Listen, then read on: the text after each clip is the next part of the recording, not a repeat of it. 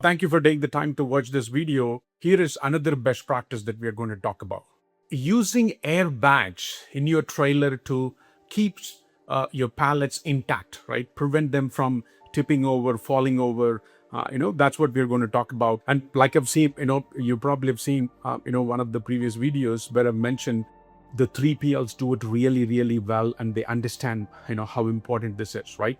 And if you, if you had placed an order, from Amazon or any e-commerce website, right? You would see they would ship the product and then they would fully pack that with some kind of an airbag or packing material, thermocol or something like that, right? Sometimes even just paper. So that is done in order to, because they know, hey, these boxes are getting thrown around left and right, and everybody's in a hurry, in the UPS guy or the FedEx guy. They're all making deliveries and everybody's in a hurry. So it's super important to make sure that is all, tightly packed, right? And the same thing applies to the trailer as well. The only difference is the trailer is a much, much larger, box with wheels, like how these small boxes are being thrown around. Exactly the same way the trailer is being dragged around all over the country, right? With some states with fantastic roads and some areas, regions with really, really bad roads. So when you have such a, and think about, right, this trailer is so big, and think of the G-forces that act on all these moves and the jerks and the, sometimes it runs on the wheels, go on a bump or a speed breaker and things like that. So think of all the, G-forces that act and how much shock that this product pallets would get, right? So obviously when that happens, it could easily fall over, easily, trip, right? So let's just look at it. This is how the trailer is, right? Let's say, in simple example, this is how the trailer is. What is it? I mean, typically it's like, what is it? 12 feet, 12 feet. This is like, 10 feet, something like that, right? I mean, I'm just going by, what is a 53, 53, feet, trailer, right? It's a, So in this example, right, if you have these pallets, let's say, so this is the, when I look at it from this side, this is how it looks, my trailer looks like. So now I have these pallets, right? I have these, pallets with boxes. And again, for simple, reasons, I'm going to just use a 2D, diagram to describe the, problem, right? So this is how, obviously, you beautifully pick those pallets, you beautifully pack those boxes and palletize them and stretch wrap them and all that. And let's say, right, in this example, let's say you're also double stacking. I want to graphically represent it nicely, so that's why I'm not touching. Technically this would be like this, right? This would be like this if you're double stacking.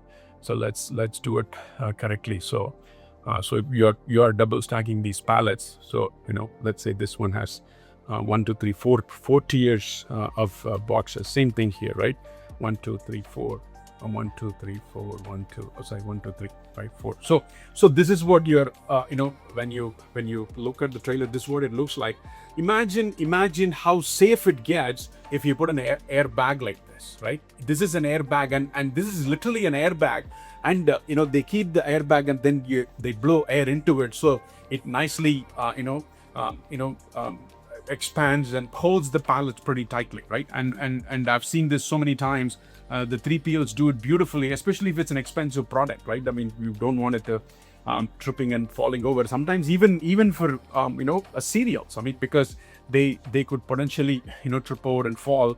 And for expensive products, you definitely need this because the damage that's caused if it trips over and falls, that's like a lot of you will lose a lot of money. So this is something to think about. So you keep an airbag like this, and then you blow it with the air pump, and then it becomes big, and then it holds it pretty tightly snug.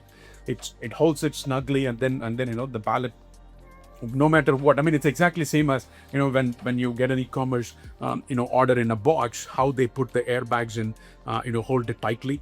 I mean, back in the day, when we were in college, I know there was an interesting problem that they gave us. It was like, hey, This is thermocol, this is a packing material, and you got to transport this all over the country.